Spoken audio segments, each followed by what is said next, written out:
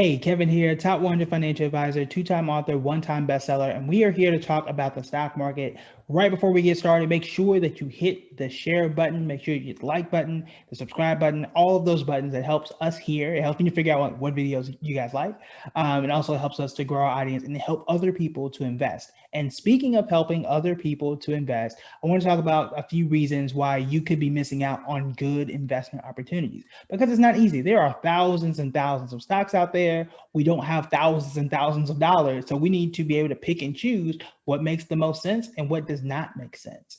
And the first reason rather, why a lot of us aren't capitalizing on a lot of these opportunities or choose the wrong investments and end up getting burned is because we're not focusing on the bigger picture. The bigger picture meaning what is the long-term scenario and what is the setting, I like to call. What is the environment, the investing environment that's going on around these stocks? What is making these stocks move? Is it good news? Is it bad news? Is it reality or is it mostly hype? An example, you guys remember Hertz earlier this year? They said they were going bankrupt for God knows what reason. Thousands of people poured their money into it. It went up 500% or whatever it was, and it immediately crashed just days later. Same thing with Carver Federal Bank. We just saw this with Aurora Cannabis. I told you guys I wasn't the biggest fan. Yes, there is some good news around the cannabis industry over the last few days. That's all well and fine, but it shot up to $10 and now it's already down to $6. We'll see what happens over the next few days, next few weeks, next few years. But to go from $10 a share to $6, that is a big swing in the opposite direction. Even AMC Theaters, remember that one? And this was just last week, they shot up 51%. I think it was on Friday or Monday, not too long ago, right? And they're already down 10. You have to look at the bigger picture. Now, the immediate picture was, oh my God, we're getting a new president. Oh my God, Pfizer just released that they have a decent vaccine and they can roll it out anytime soon.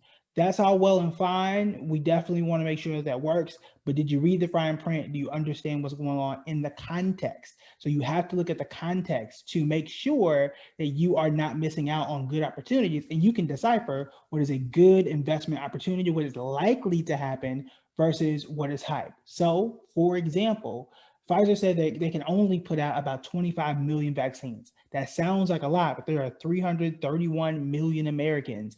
And this is assuming that everything gets out and that everything is approved on time.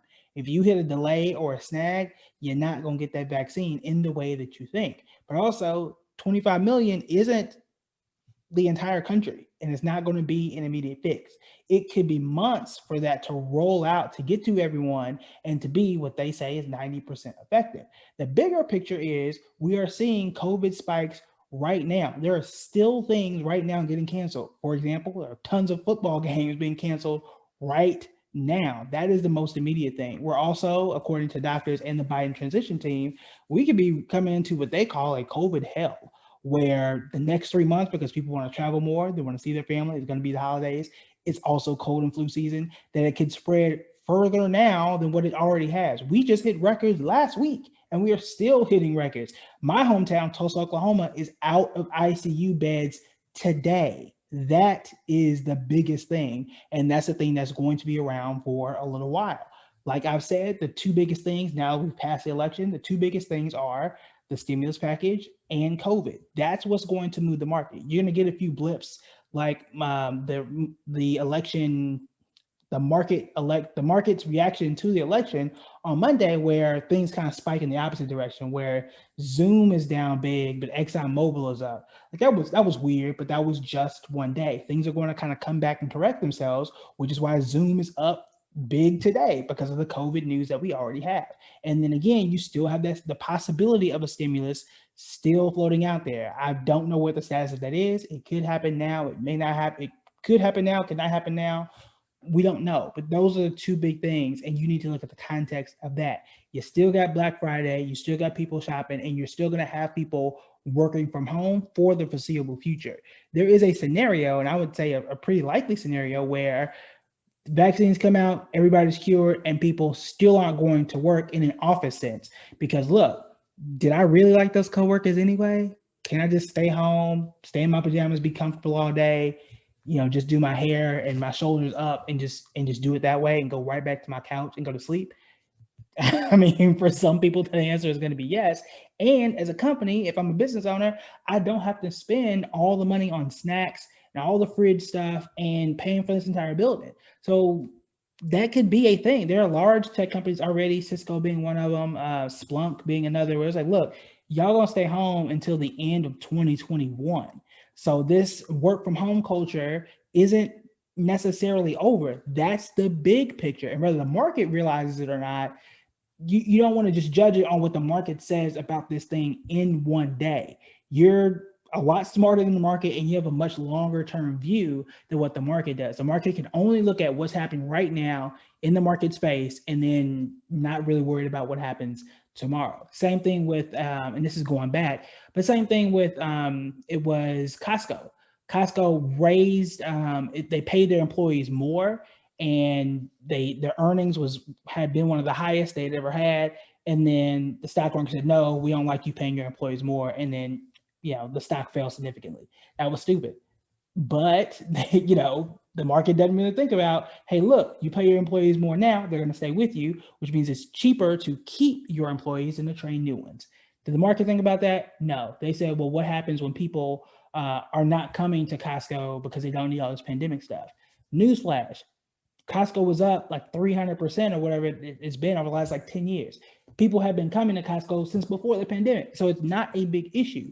Same thing with why I'm looking at Tesla for electric vehicles than other companies, because again, they've been doing it since before the pandemic. So again, one reason you may not be seeing the opportunities or investing in the opportunities or missing out on opportunities is because you may not be looking at the big picture of what's actually going on and separating reality from hype. So that's number one.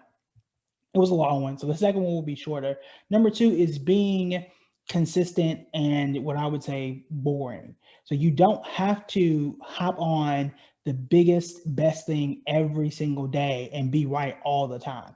Sometimes the right answer is just to sit still, relax, and just let things play out. For example, I've been talking about Amazon all year long. Amazon, last year, 2 years ago, 3 years ago, it's easy to say Amazon was a rocket ship. You put your money in Amazon, you are going to see a return. That's still the same thing now. It's just not as exciting as what it used to be for whatever reason. Like again, after we heard about the COVID, I'm not going to call it a cure, the COVID vaccine, Amazon was down like 5%. For what? Just stick with what you know and stay with it. It doesn't make sense for me to just get out of Amazon because it dropped because it's a COVID vaccine. I'm still ordering. And even so, if I'm on Amazon Prime, they're getting my money every year, no matter what I do. And that's the beauty of Amazon's business model. You want to focus and say, look, I don't need the biggest, best thing. I may not want to, and you can if you want, if it fits with your investing style. I don't have to, now that the president is who it is, I don't need to go, oh, let me now go jump into cannabis. Let me now go look into electric vehicles. Let me go find like that next big thing. There are big things that are already here that are more reliable and that you already know about, that you might just want to stand pat and just stick with it and just be patient, be boring, because that still works. A lot of people miss out on these opportunities because they're trying to be ultra aggressive. They're trying to find a lottery ticket. They're trying to strike gold. You don't need to strike gold at all to be a successful investor. A lot of times it's just, let me stick with what we know works, whether that could be Apple. Apple works. It's been working and it's going to continue working until something crazy happens. And even during COVID, it's still pretty good. So I wouldn't classify this in the crazy category. Even Nike, I think Nike last month or the last few weeks hit a record high. This is the same Nike that we talked about almost a year ago in December that was falling off the map, that was struggling because of the pandemic. What did I say? What did I tell you guys? I'm holding on to it because I know Nike is still a quality company. Once we're out of this, eventually Nike is going to go back to what it was. In fact, it was doing it even more now than what it did before. Why is that? Same thing with Lululemon. The reason is people are at home wearing comfortable stuff. This actually happens to be Nike too, because look, I want to be comfortable. I got to do this every day. I got to be at work, be in meetings. I might as well be comfortable. So I'm going to buy more sweatshirts, more socks, all that type of stuff. That's why. And good companies are able to adjust. Is Nike the most exciting company in the world? For most of us, no, they're not going to create the COVID cure. They're not going to, see a boost because of electric vehicles. It really doesn't matter who the president is. It doesn't do all of that, but it's solid. It's been here and it's usually going to do a very good job for you. That is how you make sure that you are not missing out on opportunities. Pick what you know, pick what worked, and obviously make sure you do your research. That's why the Investors Toolkit is so important, because I show you before you spend your own money, before you jump into something and feel embarrassed and like, look, I just wasted $1,000. You can go through and say, look, over the past year, it's done this. Over the next 6 months, I expect this. Therefore, it makes sense for me to put money into this, as opposed to, look, I just blew my money. I just lost $20,000. Somebody help me. You don't want to do it that way. You also get my monthly stock list. You get guidance of a top 100 financial advisor. And then you've got people in the comments that have taken it and know for a fact that it works. All right, so that is it for me. Again, make sure you look at the big picture. Make sure you pick patient, sometimes boring stocks, and make sure that you do your research. I show you how to do that. We talk about that type of research here, kind of what we do. So make sure you hit the share button, click the link above for the Investors Toolkit. I'll talk to you guys later.